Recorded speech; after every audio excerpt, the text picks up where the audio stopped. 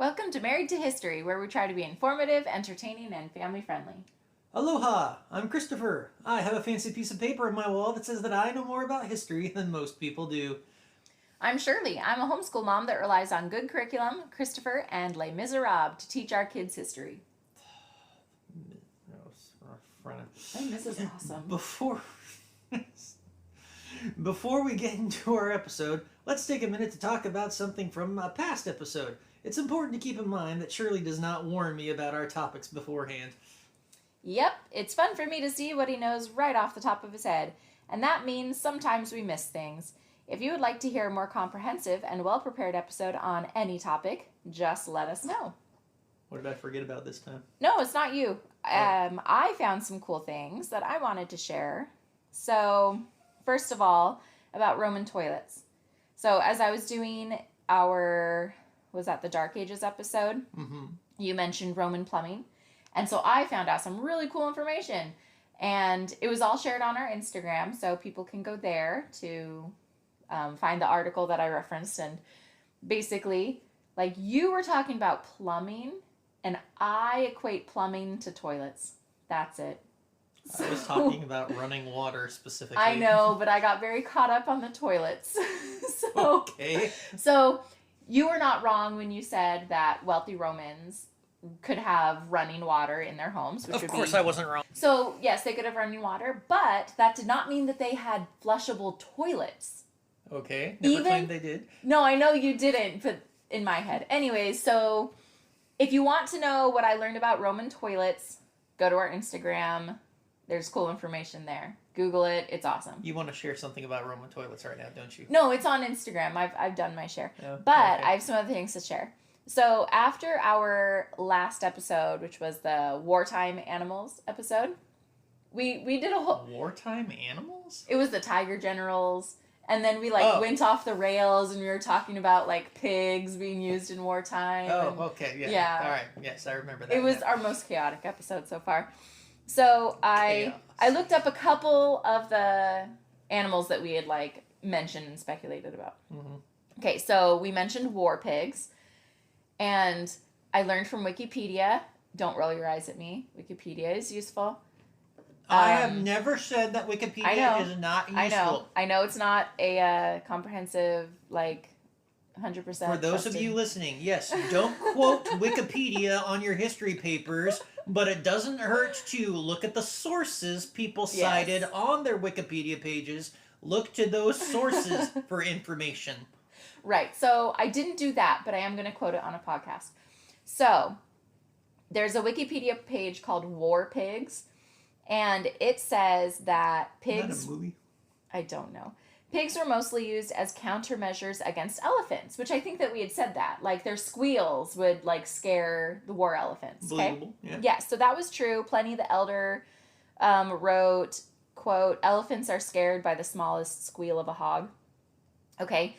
And then we talked about, lighting the pigs on fire to scare the elephants. That did happen. I was not wrong.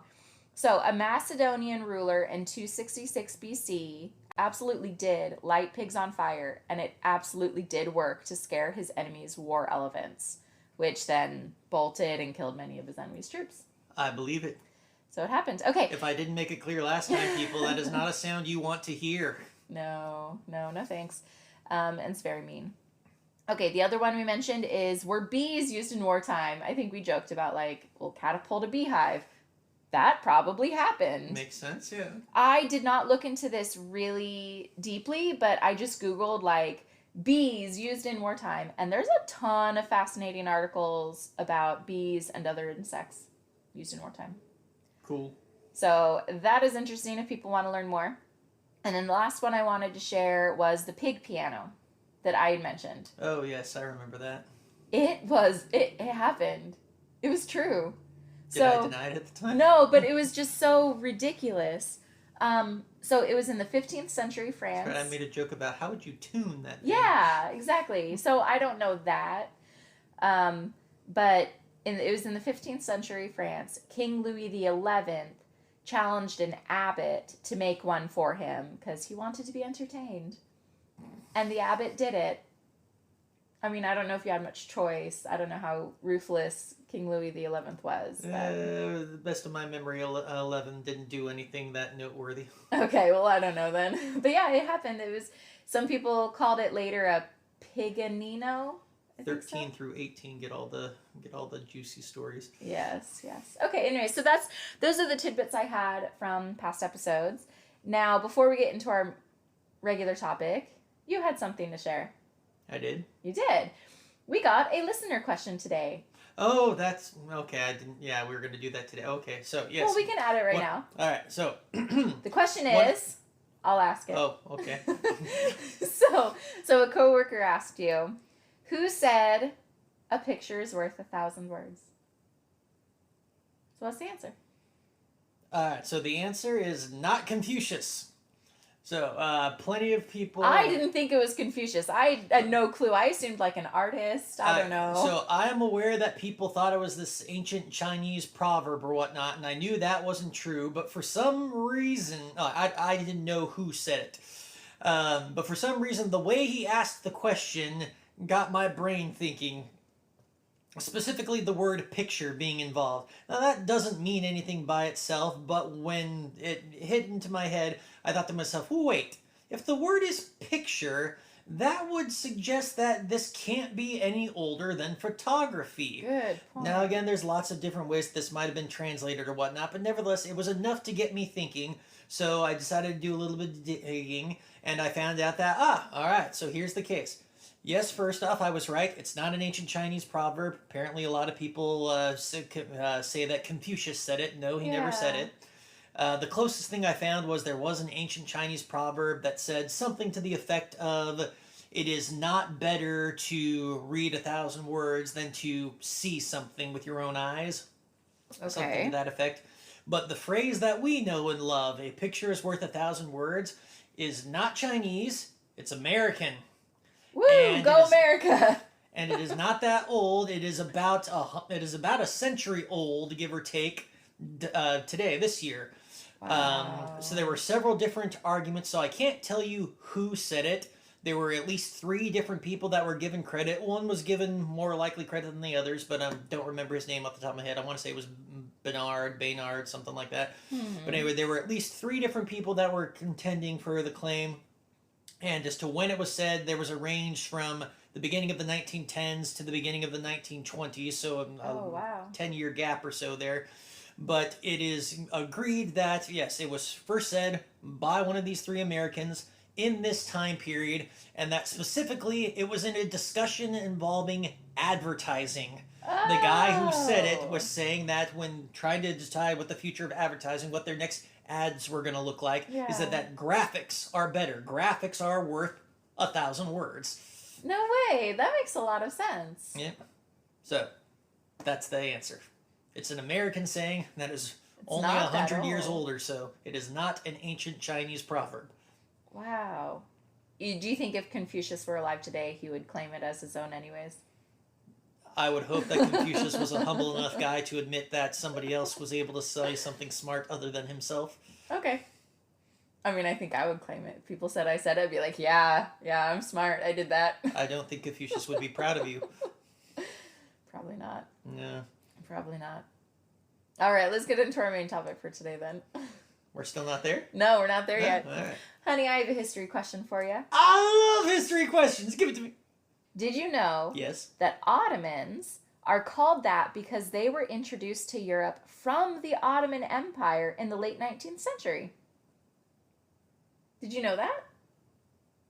You're talking about the furniture when you said the Ottomans? Furniture. The big... Okay, because when you said, did you know that Ottomans were called that because they were introduced by Ottomans to Europe? I thought Ottomans introduced to themselves. I'm not that stupid. The way you said it, when I hear Ottomans, I do not think of the furniture. I think people from the Ottoman Empire. Do. Ottoman Turks. Yes. So anyways, there's your fun tidbit for today.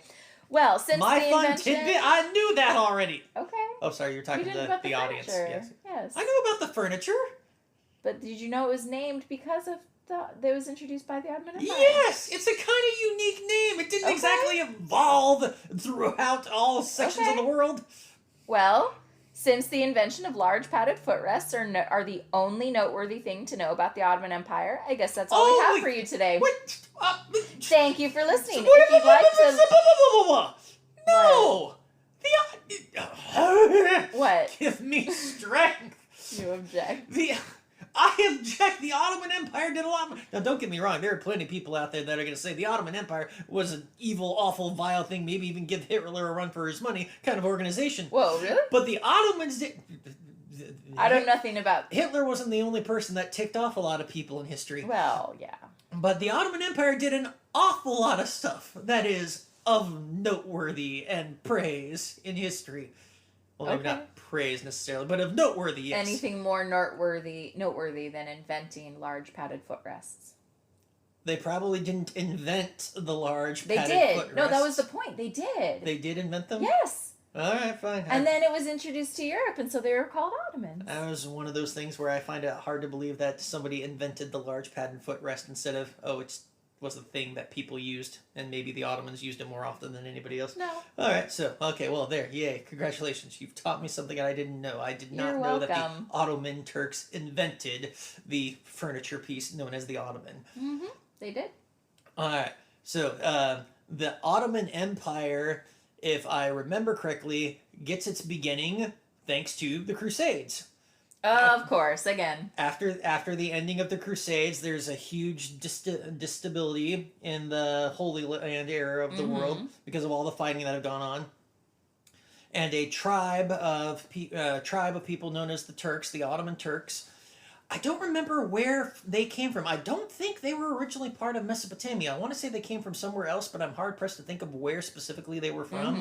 But they came into the area. They ended up taking over and spreading into the largest of the Islamic empires that would exist. Okay. At least I'm pretty sure it's the largest of the Islamic empires that would come to exist. That's how the Ottoman Empire comes into being for the time period in between the Renaissance up to the end of World War I. The Ottoman Empire continues to exist. And long? I believe so. I don't remember exactly the dates when it was founded. I'm pretty sure they came about at the end of the Crusades, but I don't know how quickly at the end of the Crusades they came in. The Ottoman Empire is the one that they're the ones that conquered Greece. They're the ones that sacked Constantinople. They expanded into southern Europe, and they got, I believe, all the way up to Hungary. I think Hungary was the last kingdom that held them off successfully. There were other kingdoms, countries that don't exist anymore that were in that area that also probably held them off to a degree. But I think Hungary was the champion in that area, the ones that lasted the longest. Yay, Hungary! For those horror fans among you, among the kingdoms that resisted the expansion of the Ottoman Empire into that area, Transylvania, was the kingdom of Wallachia. Yeah. And one of the most famous princes, probably the most famous prince, at least that I'm aware of, from the kingdom of Wallachia, was, Vladimir Dracu. See, I knew something. Also known as Vladimir the Impaler, or also as Dracula. So that area is now part of Romania, right? I believe it's part of Romania today, yes. I thought so. Okay. But it was Wallachia? But at the time, it was the Kingdom of Wallachia, yes. Oh, okay. So, I don't believe it's called Transylvania or ever was called Transylvania. No, it is. Yeah. The area is called Transylvania, and it's in Romania. Oh, okay. Do you know how I know that? I always get it mixed up. I always assume that, the authors made up the name. No, I'll look it up and confirm. But when the kids read Bunnicula in elementary school, they have to, research. Those books still around? Oh, they are. They have to research a little bit about Transylvania. Yeah, so I'll look it up, but continue. I remember a kid I knew way back in the early days of school. I remember he read the Bunnicula books, talked about them all the time. Thought it was stupid. They're cute stories. I'll have to take your word for it. It's a vampire bunny. I know it's a vampire bunny. Did you not hear the part where this kid I knew talked about them and all the time? He's from Transylvania. I didn't remember that part. All right. So anyway, I digress. So yes, the Ottoman Empire is expanding, but I don't remember specifically when this happens, but at least by the 1800s, so by the time that Napoleon has entered the picture, the Ottomans are on the downcline, at least in Europe. They are starting to lose now more land than they were gaining. Why? There's lots of different reasons why empires fail. It could be that their armies weren't as strong as they once were. There could have been bad leaders, corruption in the system. There could have been bad economics. I think economics are probably the most common thing that is discredited when people think about why do societies and empires fall. It's all about money. They think it was about people or bad people or military defeats or whatnot. They rarely ever consider that. Yeah, maybe the economy was bad.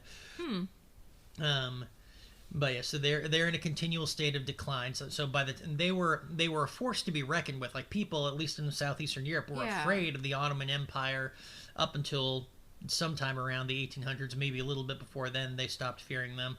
But by the time of the 1800s, so again, by the time of Napoleon coming around, by the time we get to especially World War One, when it's shrunk even more, by the beginning of World War One, the Ottomans have lost all of their European holdings. I think there's only a little sliver of land in what's present day Greece that they're still holding on to.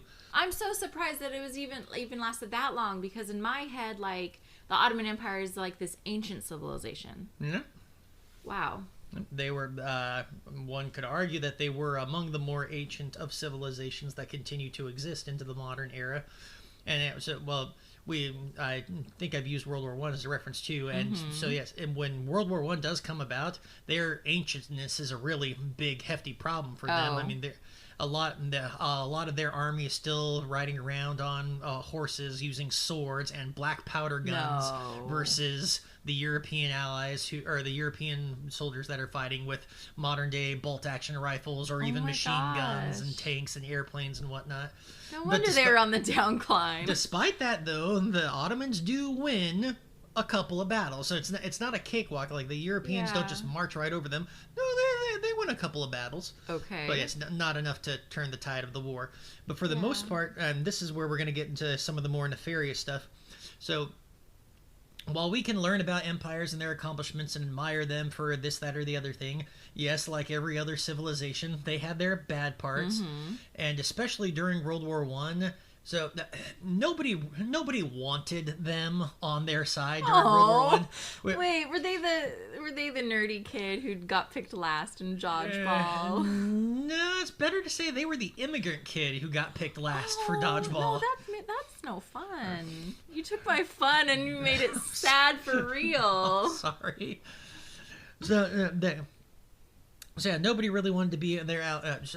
When kids are learning about World War One these days, hopefully, if they're being taught right, one of the things they're going to know about is the system of alliances that kind of caused a lot of the problems. Oh yeah, it was a mess. So the Ottoman Empire, like everybody else, was trying to get in on the alliance game as well, but again, nobody wanted them. Oh, sad. Eventually, Germany finally does say, all right, fine, yes, you can join us. Mainly not because they thought that the Ottomans were going to be a valuable ally, but because of two primary reasons. They had resources. No. I don't know. It was real estate related, but not because of resources. Number one, geographic-wise, having the Ottomans as their ally would give them, they presumed, access to attack French and British colonies in Africa and the Middle East and into Asia. Wait. So at that point, they were still big enough? They were still far-reaching enough? The Ottoman Empire still at that point in time, still made up the majority of the Middle East. So they had lost a lot of their European holdings. They had lost a lot of their African holdings. Okay. But they were still the biggest kingdom, the biggest power in the Middle East. Oh, wow. Okay. I believe so. Gonna fact check you later. Go for it. So yeah, that was one of the reasons why the Germans finally accepted them as their ally, because they wanted to be able to have access to attack the French and British colonies. The second reason, they didn't want them to end up joining the British and the French, and then that would just make their situation worse. So it's kind of like I don't really like you, but I'm afraid you're going to join the other side if I don't let you into my club now. Yeah, that makes sense. Yeah. So, and during World War One, the Ottomans really do not contribute that much to helping the Central Powers out in any way, shape, or form. Oddly enough, what they end up doing is that World War One basically kind of gives them cover. The rest of the European countries are so busy fighting each other, fighting Germany, and the fighting in France and Russia and Austria and the Balkans, that the Ottomans basically take advantage of the situation to do a bunch of things that are quite unsavory. And that some people have probably heard of at least one or two of these things, but not all of them. They basically go on a massive genocide campaign. Oh. Anybody that wasn't an Ottoman Turk, they tried to wipe out. The most famous of them is the Armenian genocide. Oh, I've heard of this. But the Armenian, I haven't studied the genocide in great detail, so I have no idea what the scale was in comparison of other genocides. But the Armenians weren't alone. Just about every other ethnic group in the Ottoman Empire at the time, they tried to purge them all. But what benefit? Like, I get, like, what benefit would that have been to them? To the Ottomans? Yes. Why would they do this? Especially at this time. Maintain power and control. So there's a couple of different reasons. One is you maintain power and control. If there's less people that aren't your people, then that's not people that you need to worry about rebelling or anything to that nature. Okay. Additionally, if you kill the people or if you kill the local populace, that means more land for you to give to your own people, arguably more resources, more wealth or whatnot generation for you as well. But you also need populace if you're fighting a war. That's true, but if these people weren't considered your people, what were the odds that they were going to fight well for you? Yeah. One of the great ironies that I find with World War I is the British Empire. The vast majority of the soldiers fighting for the British Empire weren't British people. They were people from Africa, people from India especially. Yeah. Germany tried to get India to join it, to rebel against Britain and join their side. Yeah. Promising them, hey, if you do this for us, we're going to grant you your freedom. Right. But the Indian government at the time, or rather the Indian population at the time, I don't know who was speaking for them. Yeah. They basically said, no, we're going to stay loyal to Britain, and they'll reward us with our independence afterwards. That's not what Britain did. Oh, spoiler. It wasn't until after It wasn't until after World War II that Britain gave the Indians their independence, and even then it wasn't That's because messed up, yo. It wasn't because that was the right thing to do. It was because after World War II, Britain realized that our economy can't support this empire anymore, so we're going to have to make some budget cuts. Oh my gosh.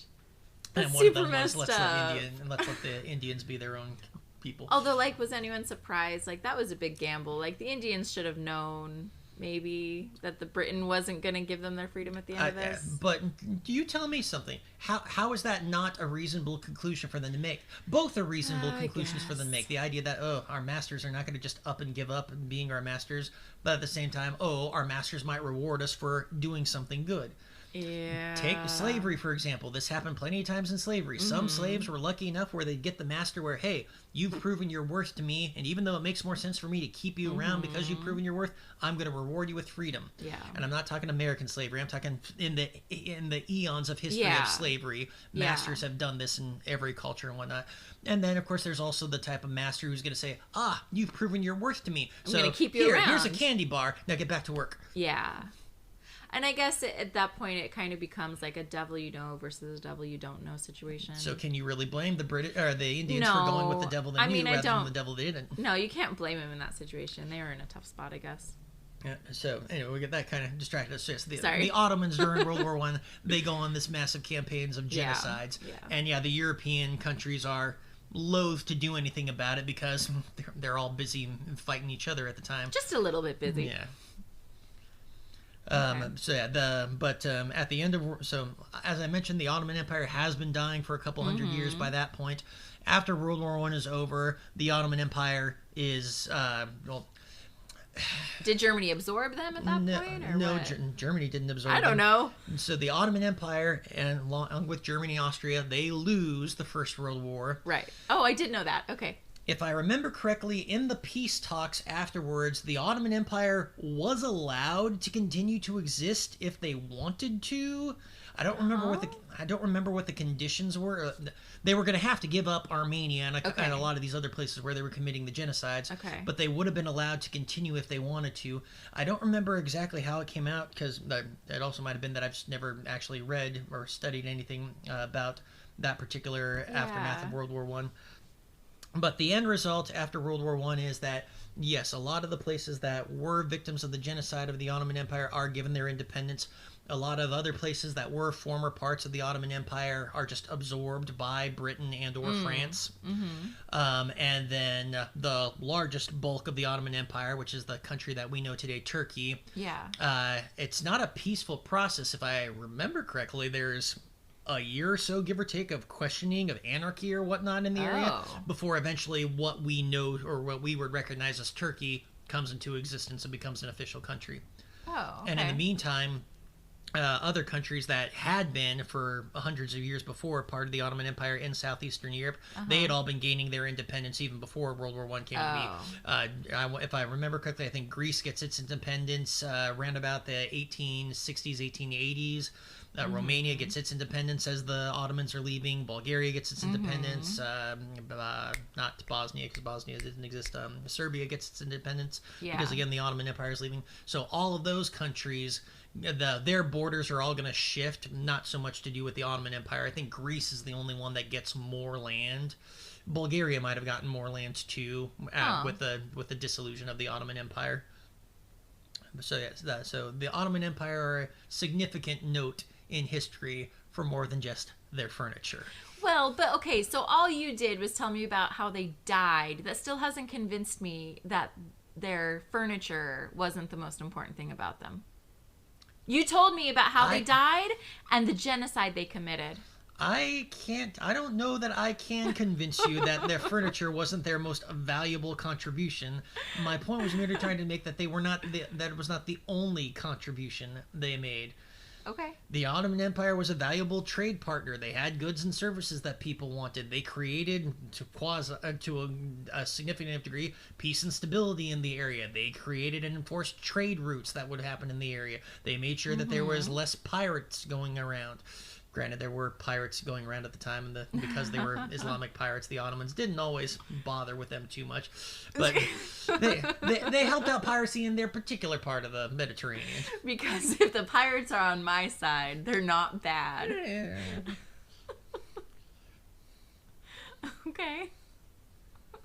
So yeah, even if we don't need to like them, even if they didn't create anything that's technologically advanced that we might call, it's still important to focus on an economic matter. They did create a peaceful area within their borders, and that trade and commerce could happen.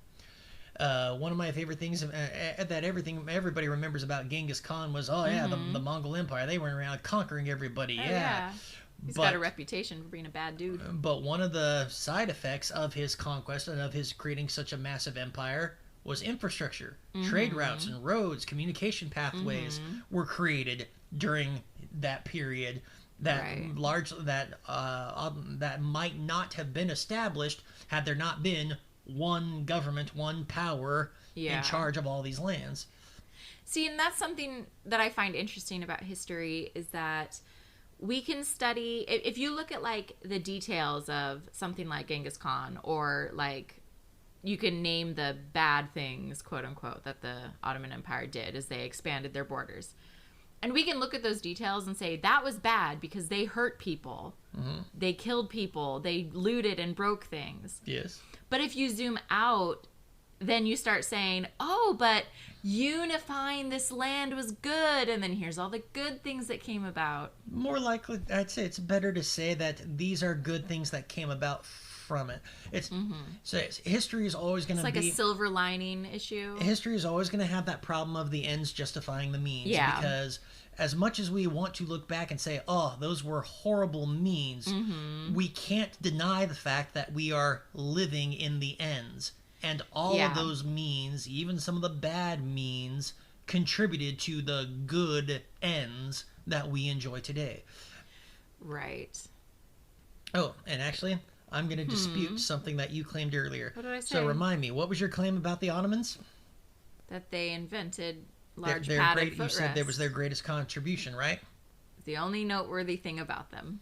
I have one that I dare say is more noteworthy, and I'm willing to bet that some of our listeners are going to take my side on this if we have listeners. They invented turkey. No. No, like the meat. Like they invented eating the bird turkey. Goodness. We can thank the Ottoman Turks for our main dish for Thanksgiving. You're right. That is a good contribution. Must control fist of death. Must control fist Do of they death. even have turkeys in Turkey? They don't have turkeys in Turkey. Are you sure? Because turkeys are native to America. They don't have turkeys in turkeys. Do they have large... What part of my discussion with this, of explaining to you the Ottoman Turks, not turkeys. The country is Turks. called Turkey. The tribe of people, the ethnic group, were called the Turks. Okay. That is where turkey gets its name from. Not the bird that is native to America. That does not grow or exist naturally on that peninsula. Maybe we traded turkey to them at one point. Because you said, like, trade routes and stuff, economic exchange, that's important. Okay, so we gave them turkeys because we thought, hey, your name is Turks. We got this bird we call turkey. You might like it. Their name was the Ottoman Empire. And then they but they're called the Turks. That was the tribe, the ruling class of tribe, yes. The Okay. Ottomans were what they called them. But then they popularized it, and they're like, dude, Americans, you don't even know what you have. This bird is amazing. Why am You I should eating eat here? more of it, and we can thank them. That is more important than large padded footrests. If that will help you sleep at night, fine. But no, still not what I was going to Okay, go with. Can I say what I was going to go with? Or are you going to keep interrupting me? I'm listening. I don't remember what it's called, but their greatest contribution is a song about the renaming of a city. Istanbul was Constantinople. They didn't write the song. But if it weren't for them, there would be no song, because Constantinople would not have been renamed to Istanbul. You know what? I actually All looked you would this have up. is the one line of Old New York was once New Amsterdam, and then that would be it. In old New York. Yes. You know what? That bums me out, honestly. It bums you out? You love that song. I do love that song. But see, it was on my idea list. I was going to tease you about this later. You're going to tease me about that song? Okay, well, you could still do that because the siege of Constantinople is actually still a pretty cool story. I want to say Mehmed II, cannon usage. It's pretty cool. You do like cannons. But Cannons yeah, are cool. I was gonna quote the song. Do you know what he named and his make that cannons? my question. What? I might be getting it wrong now. I believe one of them was named Mama Bear, and the big one was named Mama Bear, and the other ones were named the Cubs. That's 'Cause cute. they were smaller. That's really cute. So anyways, I looked up that song. Did you know it was from 1953? I did not know the song That's was when that that old. song was invented. And then, if you look it up, there's a song that's even older than that called Constantinople. And it was like the point of this song was to teach you how to spell Constantinople. And so then when that Istanbul, like when they changed the name and that Istanbul song came into being, it was like completely made the Constantinople song obsolete. But the city was renamed long before those dates. Oh, I don't remember what day when was the city renamed? The city was renamed the day that they took it. Which Well, was? I shouldn't say the day that they Which took was it. It was when? named back. I do not remember the year that the city fell, but the city fell, I want to say, around about 1600. It's not that old. It's pretty old. No. I'm looking it up right now. When Yeah. was Constantinople renamed? Can't exactly find it. 1930. Really? Yes. I assumed that they renamed It it was- the day that they conquered it. In 1923, there was a treaty formally establishing the Republic of Turkey. And Okay, so there's the gap that I was mentioning. So that would be 4 years in between the end of World War I to the formal recognition of Turkey. Oh, yeah. And then Old Constantinople officially adopted the name Istanbul 1930. It had been known as Istanbul for a long time, but like they formally, like officially adopted the name in 1930. Okay. So yeah, this Constantinople So that would be song, where I got confused. Okay. Yeah, the Constantinople song was older than that, and then that song became obsolete. All right. So we can thank Once the again, Turks. I learned something there. We can thank the Turks For that for song. that Yes. song, even though their empire was gone by the time the song was written. What, you're telling me that the Romans don't contribute to society anymore, even though it's been, I don't know, No, what, 1,500 years? Not at all. Awesome. Can't believe you. What? Yes, Trying you to can. tell me that those Yes, you those can. silly footrests are the most significant thing. Am I gonna offend a Turk? You might. I don't know. Are there any Turks still around? Are there Turks still around?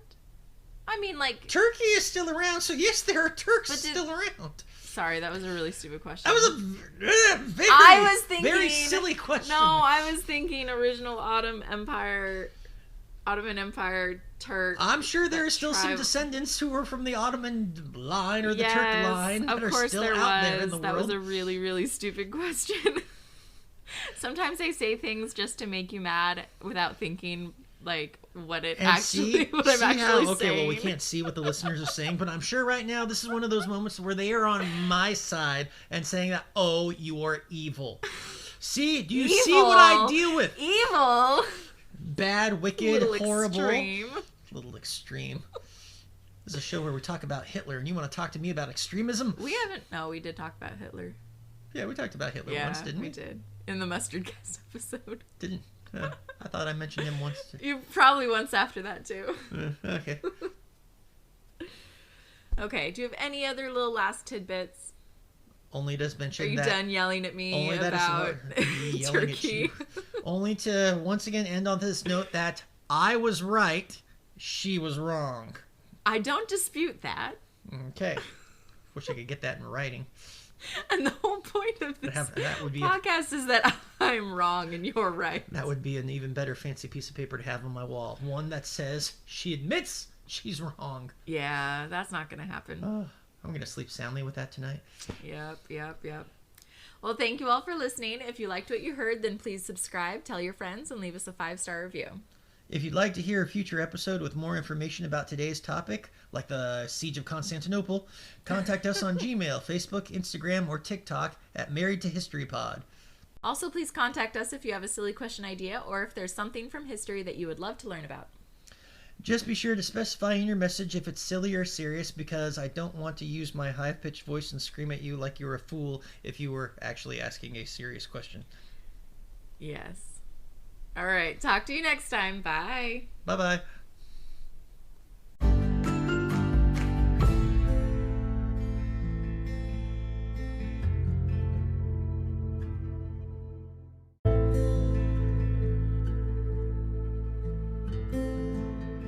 Say another good thing about my job, but now I probably shouldn't say it because you're recording. I don't have I to probably shouldn't include talk it. about my job. I don't have to include it. But isn't it like canon now? We must include. We don't this? have to. Wouldn't that be like betraying our audience? Do we have an audience? Yeah, there's 11, 12, so somewhere around there, loyal listeners. Yep. I don't know if they're loyal. Now who's insulting our audience? Broke the mic. Hey, turn your phone on silent. The phone is never on. We'll make sure it's still not on. Yeah, it looks like it's off to me. I don't know. How do you tell? What happened to the good old days where there was just a button that said on, off, and you could just press it or slide it or something of that nature? Now I gotta find the volume controls and I gotta turn the volumes down. The volumes down. There's 4 categories of volume on there? Yep. You're on vibrate right now. These were a lot simpler back in the day. Okay. In the dinosaur times. There were better days after the dinosaur times and yet before today. Yep. Okay, you ready? I was born ready. Kind of. Mm-hmm. Okay. Ready? You asked me that already. How many times are you going to ask me that? Hello, you? Okay, I'm ready. Okay. You knocked the microphone. I'm sorry. Okay. Are you okay, microphone? Here, I'm Stop! petting the microphone. Don't touch it. I'm just trying to be nice to it. Okay.